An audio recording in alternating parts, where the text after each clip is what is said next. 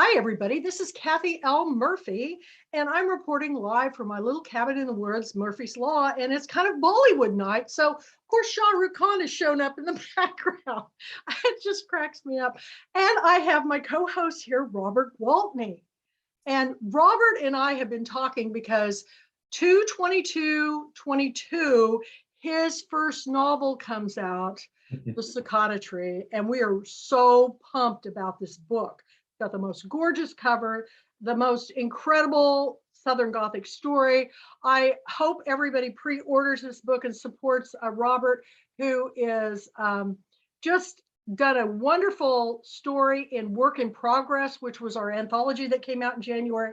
And now he's got his first novel. So all of the authors and members, book club members and readers that want a great read, this is the one, y'all. It is our March book of the month for the International Pulpit Queens and Timber Guys Book Club Reading Nation. So to begin tonight, because Robert's been so busy working on the publicity for his book coming out and all the events coming up, he hasn't had time to see this film. So I'm going to give you a little background on this film and why I picked it. And we may not have as long a discussion because Ruthie Landis couldn't be here tonight, but you are definitely going to watch this film.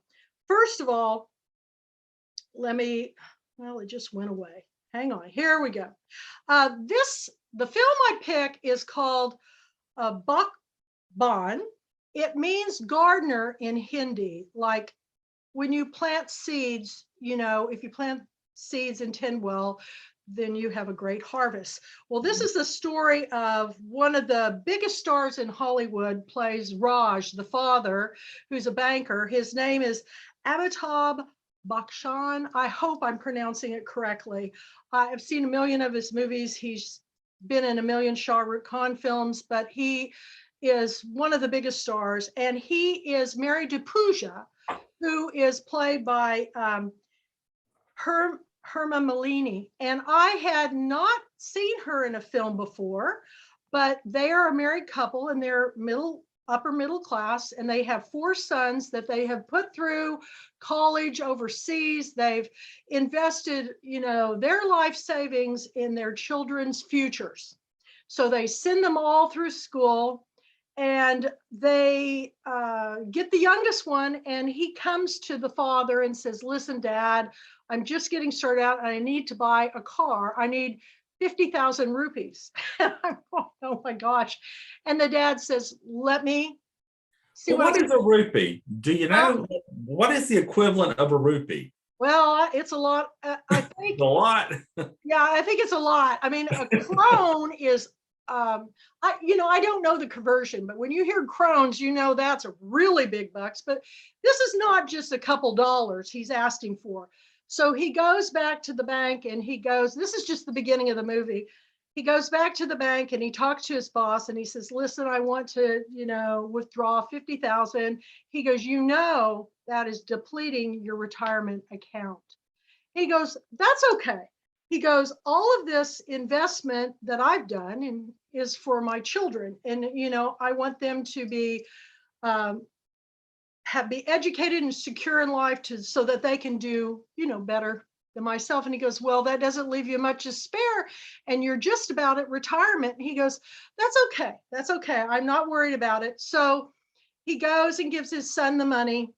And the next week or so, I don't really know how long it is. This is the beginning of the movie. He goes to the office and they're having a surprise retirement party for him. And he's like, "Well, I didn't realize it was going to come quite this soon." And they go, "Thank you for all the many years." And so he leaves and he goes back home and they have nothing. There's not going to be another paycheck. The home, beautiful home that they rent. They have nothing to sell. And the realization of what happens is very apparent. They are now in dire straits. So they call in all the children. The children are thrilled to come because usually when they come, they, just give them everything. So they invite all their sons and their wives to come to the house, and they gather them around. They said, well, we just wanted to tell you that, I am officially retired now, and it looks like we're not going to be able to keep our home. So because we've invested in your lives and everything, we have decided that from now on, for the rest of our lives, we're just going to take turns going around to each of your homes and living with you. That is where the movie begins. And I have watched a zillion movies, Robert, and I've never seen a movie that addresses this issue. Sometimes it's the mother, father, the father, mother dies and the mother's left. And what do we do with mom, or what do we do with dad? And me, I went through this several years ago when my mother and father divorced, and my father was getting in really bad health. So of course I went to him and said, listen, Daddy, I think it's time that you move in with me down in Texas. I have room. We have a VA close, and he refused. And I said, but I am like 10 hours from you driving, and you can't, it takes as long to fly there as it does to drive, because you've got to go to Dallas, then to Wichita, and then drive. So we had this battle going, and of course none of the my siblings were able to take him in, and so it was kind of up to me, the oldest, and I know what that's like. But when push came to shove, I said, Daddy, what do you want to do? He goes, this is where I was born, this is where I was raised, and I don't, it is what it is. I'm living here. And, this is after 5 trips up to Kansas of having falls and brain bleeds and brain surgeries. And so my dad was always, and so I said, okay, you can stay at home. So I did everything I could to ensure that he was taken care of. I got him Meals on Wheels. I got him, somebody to come out and help him with light housework and things.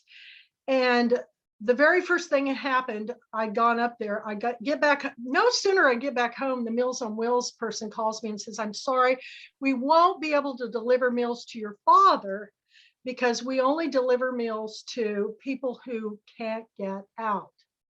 I said, well, my dad just got out of the hospital. He's not going anywhere. And they go, no, he's down at the beer joint watching a ball game. This is small town.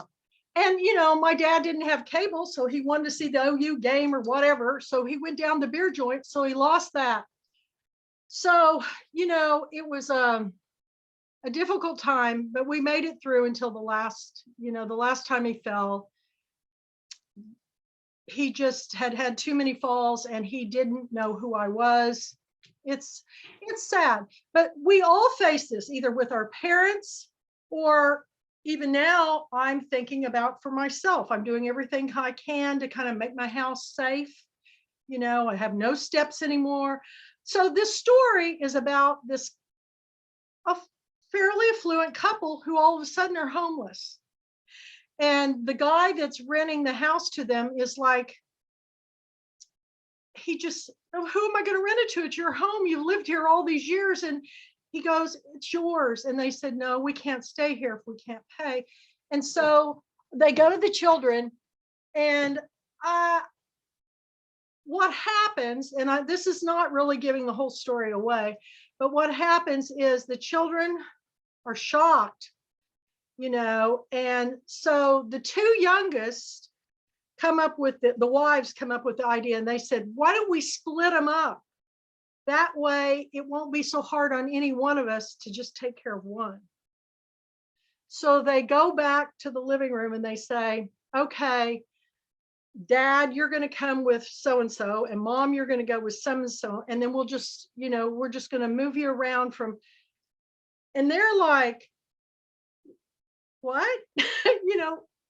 We want to be together. And they go, well, we can't do this. So this is where the story begins. And I can't even imagine what these kids were thinking, splitting the parents up. And it's a movie that I thought I knew where it was going.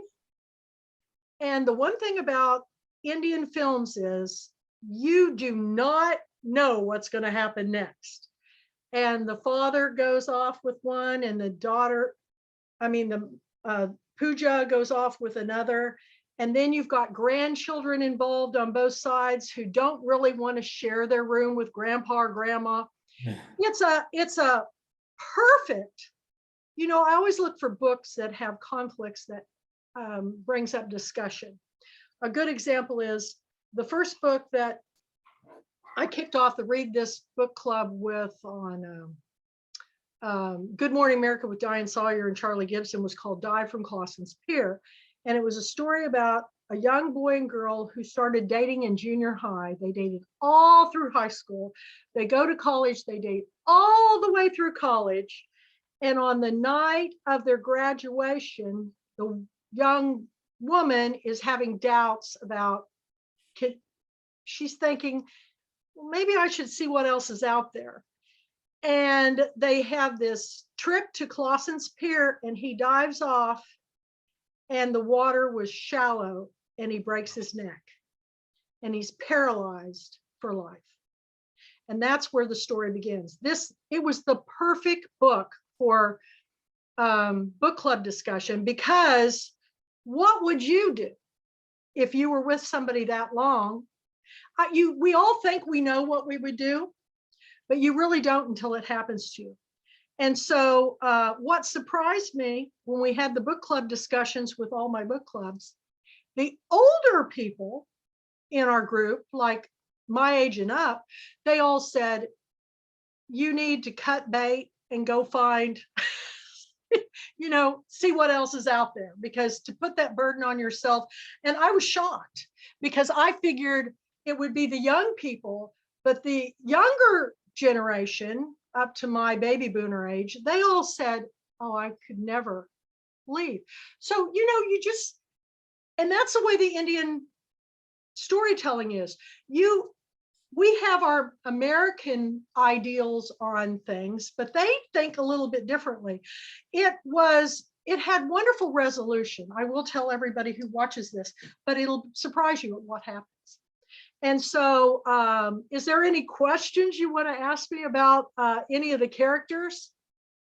Well, I'm not familiar with Indian film. I've really not. I probably have only seen, a handful of films. So I like the idea that you can't really track where a story's going. You cannot. Yeah, I like to be surprised. It's full of surprises, and they're not short movies. So many of the movies have intermissions because they're so long, and they usually start out with some kind of happy-go-lucky thing, and then all of a sudden everything goes real serious, and then you have dream sequences or dance scenes, and then they wrap it back up. It's just like your emotions are just all over the place. But this film really struck me because I've been in the position of parents, and then now I'm in the position of what is the rest of my life going to look like, because I'm 65. So I thought it would be wonderful for people to watch it and have discussion, and maybe we should discuss it later. But if you have not seen an Indian film, this is a really good one to watch, because they always, it seems like to me, especially in the Bollywood, Southern Tollywood, they have nicknames for all of these different areas that are doing films. Their films really have to do with more social justice and crime and everything. But the Bollywood films tend to do the stories, but in a lighter way. There are dance sequences in it, and there's some wonderful, delightful subplot characters that come into it. The ones that embrace the older couple, and then the grandchildren, their characters, there's a small boy on one side, and then there's a teenage daughter on with the grandmother's side, and their characters start out a certain way and they completely change right before your eyes, because sometimes children can see things that parents can't. You know what I'm saying? but you'll have to watch it, but do get the English subtitles. Wherever you watch it, it's on, I think with Amazon Prime, you can watch it for 99 cents. Or $1.99 on Amazon. And it does have the subtitles. So but if you have not seen a film, this would be a good one to see. I don't think it's a typical of a true Bollywood film, because a true Bollywood film is like Om Shanti Om, which we're going to be watching tomorrow for the kickoff of my the Pulpwood Queen Shah Rukh Khan Fan and Film Club.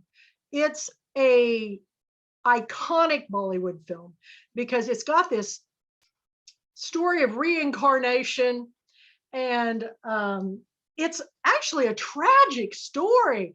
But I watched a review on it on YouTube, and it said that people that watch this film get real nostalgic for it because there is a love that is an unrequited. It's the Shah Rukh Khan character is in love with this movie star. She's a heroine. She's in the movie business, and he's a junior actor, and he's madly in love with her.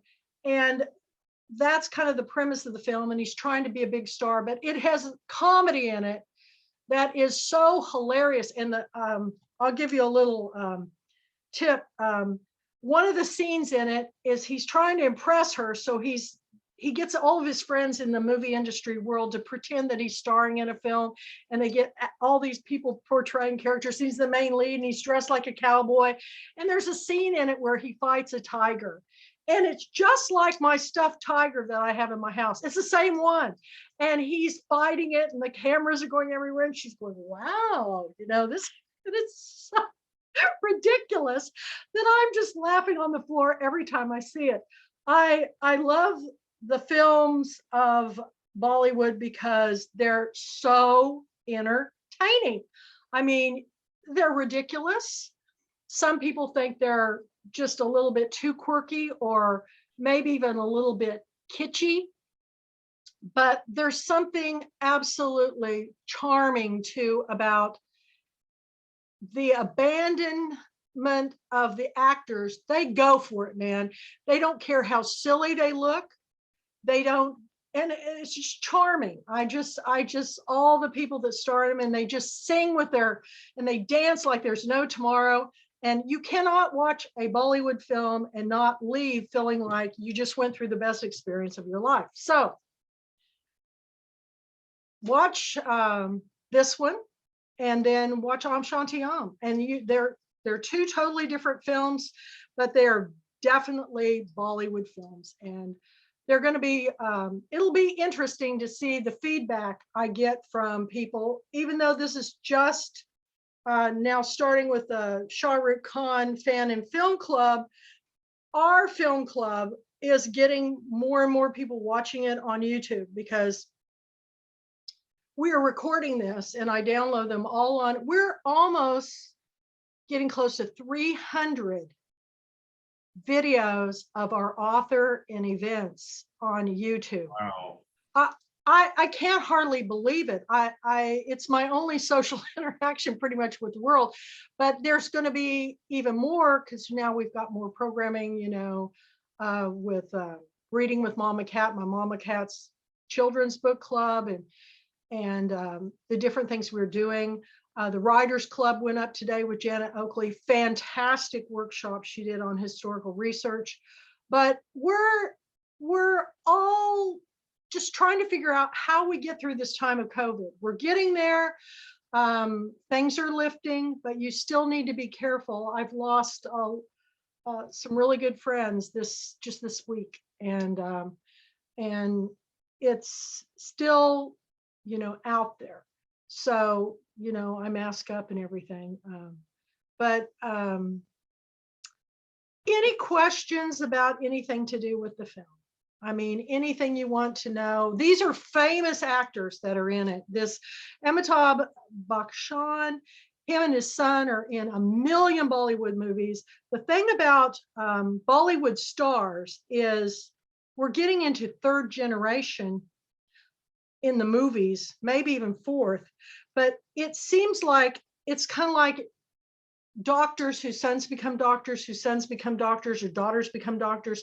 It seems like I just read yesterday that Shah Rukh Khan's both of his children, his Sulhana, his daughter is going to be making her debut in film, and his son is going to be making his writing debut.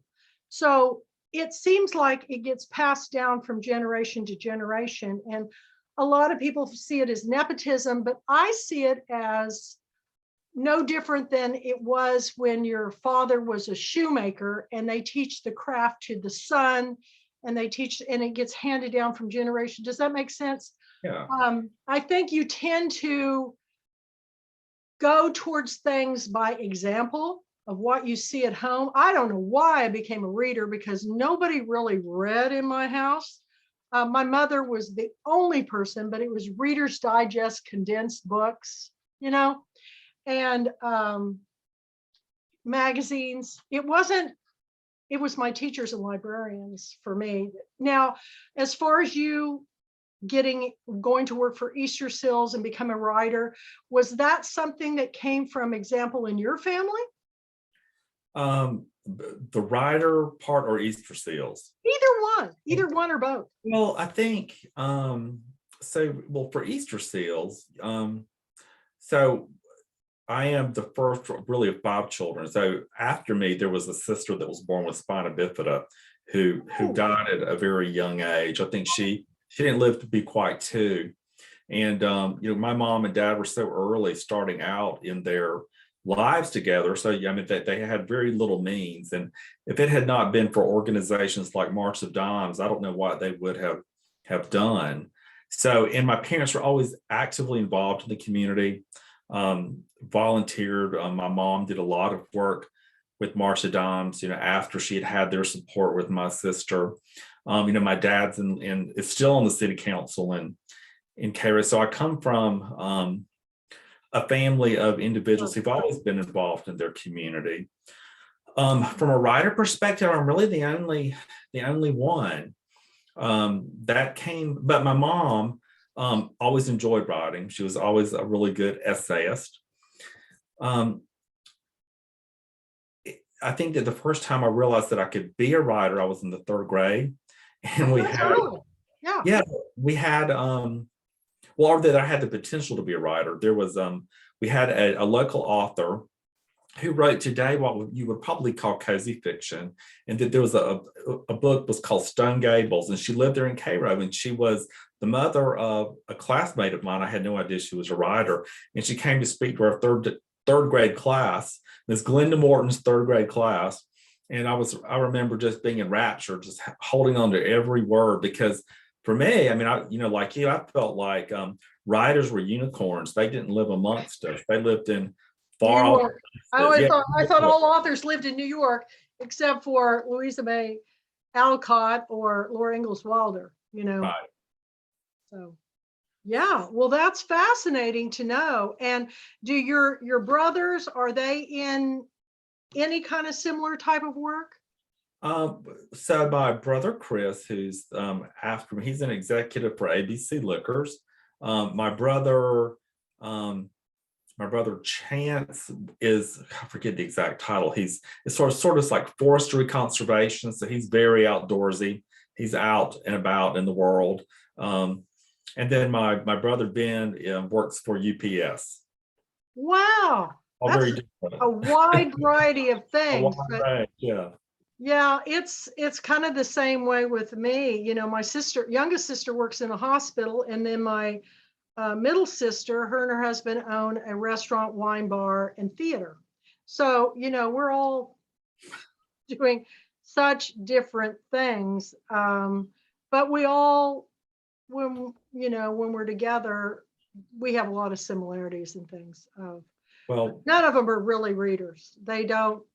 Yeah, They can't concentrate on reading. I don't think anyone in my family is like real big readers. I think my mom would be, would come close to being the biggest reader. But thankfully, my dad is retired, and thankfully they have the means to not have to move in with us, and we don't have to rotate them through. Can So, you imagine separating your mom and dad though? Lord, no. No. Now Now, my mom and dad might like it for a while, actually. I mean, after 50 something years of marriage, they might like consider it a really cool break. I don't know. But now that my dad's home full time, my mom was I was on the phone with my mom the other day, and she said, suddenly your dad thinks he's a chef. He won't, hey, he she ought to won't be thankful he for that. won't get out of my kitchen. She's very protective of her kitchen. She doesn't like anyone in it but herself. But I Well, think she's gotten more laid back. Like the other day, he was making some vegetable soup, and she was thrilled. She was just, well, they don't always clean up like, yeah. that's the Pat Conroy was notorious for cooking masterpieces, but when you saw the kitchen afterwards, I was just like, you know, every pot, every pan, every dish, spoon, cup, dirty.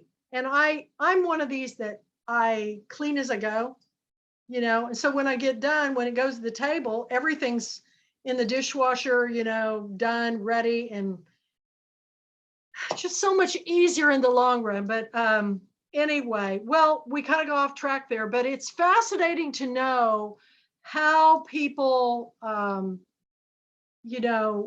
think in family situations, whether you're here in the United States but honestly, I don't think the if that situation happened in a family here, I think it kind of could have happened the very same way, especially a big family, and they say, oh, we've got our kids and they're just getting off to college. We've got that expense and mom and dad here and it would be full taking care of them, financially, everything.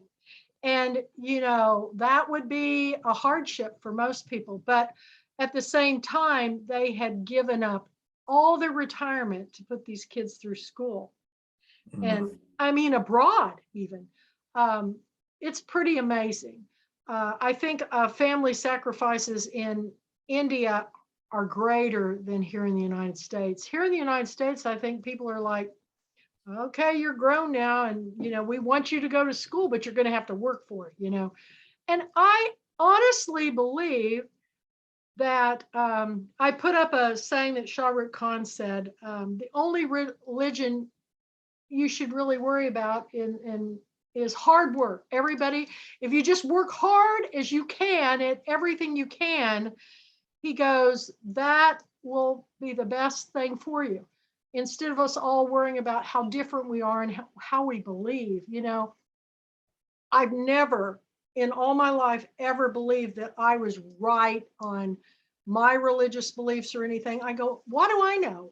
We've only been here, since 1956. There's a lot of people that came before us that had, you know, lots of ideals with Hinduism and Buddhists and all the different religions of the world, whether you're Jewish or Catholic or agnostic, whatever. Everybody has, and I think we just have to let everybody believe what they want to believe. But we can also have discussions, and maybe we'll be enlightened on how other people think and why decisions are made the way they make them.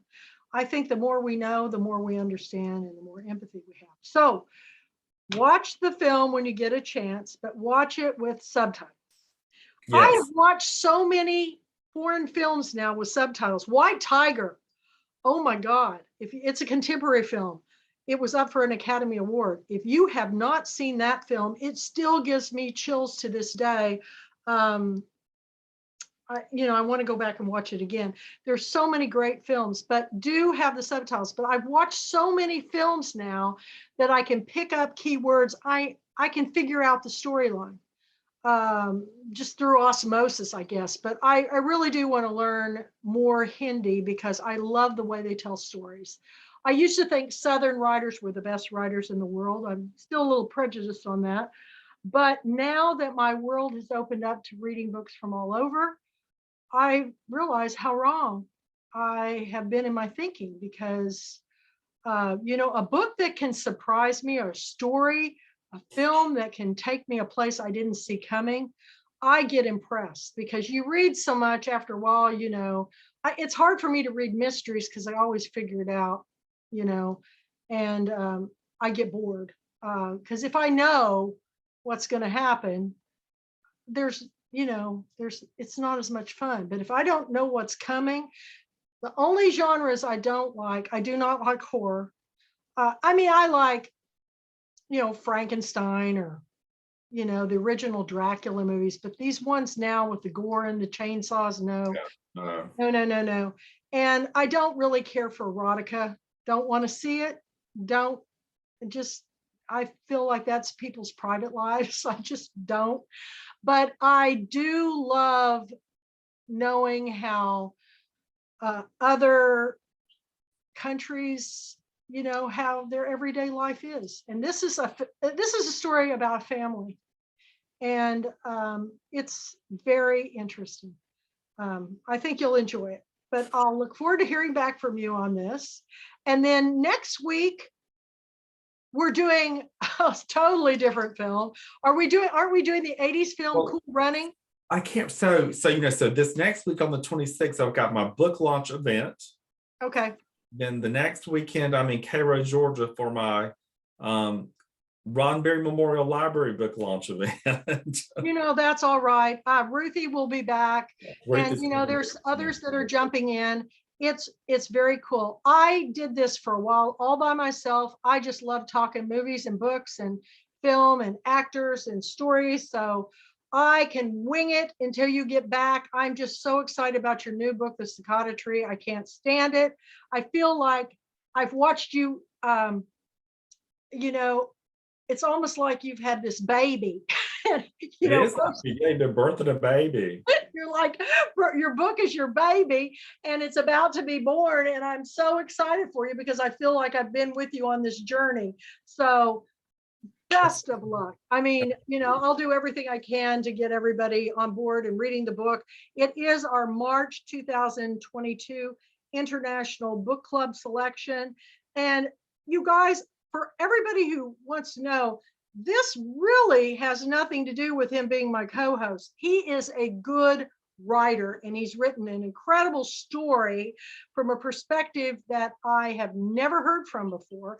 And I love that you bring the music into the story.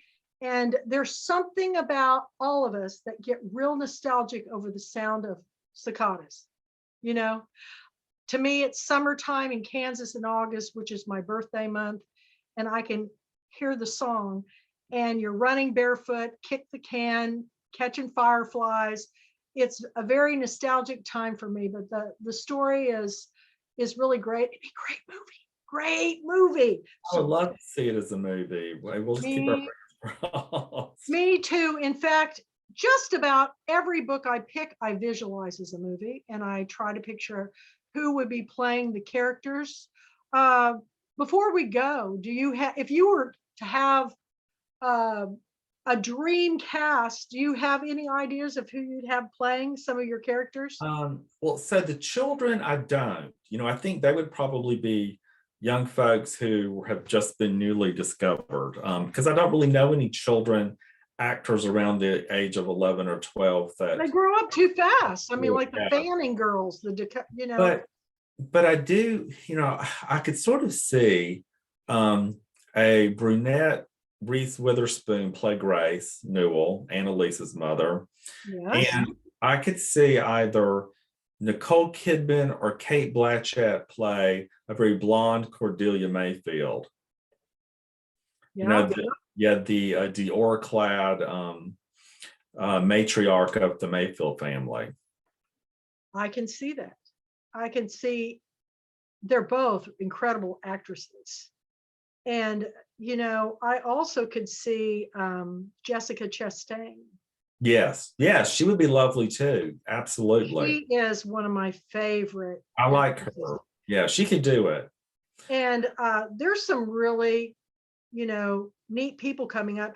If you have not watched, everybody, the new series on Netflix called Inventing Anna. Very good. The young girl who stole, to me, the show in Ozark series plays this based on this true character. That was the most fascinating. I couldn't stop watching. And now I'm hooked on The Gilded Age, which is Oh, I on love it. Hulu. Yeah, I just watched And that oh my, episode last night. the costumes, the down to the details, the hats, the velvets, the brocades, the homes. The interior art, yeah, it's lovely. It's absolutely, and everybody's comparing it to Downton Abbey, but I like it better. I love it so much. In fact, that's probably what I'll go to watch after I get out of this beautiful sari that it was given to me. I have all these beautiful saris now that I have things to wear it to. So well, and my eye keeps catching on that piece of artwork next to you. What? Which one? This one over here? That one, yeah. Oh, I just went and got all my art from Le Moreau Gallery because I love it. The colors are lovely. Isn't it great? I've got them all over my house, and I've got to figure out where I'm going to put them. Le Moreau Gallery is doing a big change up. Everybody came and took everything out, and then we're going to start with new. So, yeah, I'm going to be. They're all up on my Facebook page. All these, they're everywhere right now, and I've got to. I'll probably be taking some of them over to my booth in Winsboro, but. I'm ready to get back to the painting. I've been working on my next book, and I need a break. I need some, creative art time. So thank you for joining me. I know you're ridiculously busy getting ready for your new book, but again, everybody buy The Cicada Tree. You can pre-order it now, and you will be ready to read it in March with our International Book Club. So thank you all. Thank you for joining us for the Book and Film Club. All of our shows that we're going to be watching are up on the calendar events on our website, www. And this next Tuesday night, we're going to be with the lovely River Jordan, discussing her short story collection, Sugar Baby. Yes, River's going to be blogging all this coming week, and Tuesday night. I haven't talked to River in some time, so I'm really looking forward to it. And Sugar Baby is a wonderful book. Mandy Haynes helped her on that book and did the formatting and cover, and she did an outstanding job. And before I go, have you seen the picture that was sent to me? It's from the turn of the century. It's an actress. Did you see that? It does look like you. Well, I got the chills when I saw it because I thought it looked like me. And the hands and the face, the body's much better. But the Elisa Steed, who runs the gallery in Nacogdoches, the art gallery downtown, I don't know where she came up with it, but now I want to see if I can find out who that is and see if there's a story. That she looks so much like me in the face that it's like. Yeah. Am I reincarnated? I've been watching all these reincarnation movies. You never know because, but it was a little uncanny. I kind of I was driving when it popped up on, and I thought, oh gosh, I got to stop and see what this is all about. But we will be back next Saturday night. And Robert, I wish you well on your launch. It's coming up 2/22/22. Tuesday. And thank you all for watching us. Pop the popcorn. We'll see you at the movies and watch Baghban. It's a wonderful film on Netflix. Thank you all so much. Good night, Kathy. Good night, Robert. You're awesome. Bye-bye. You too. Bye-bye.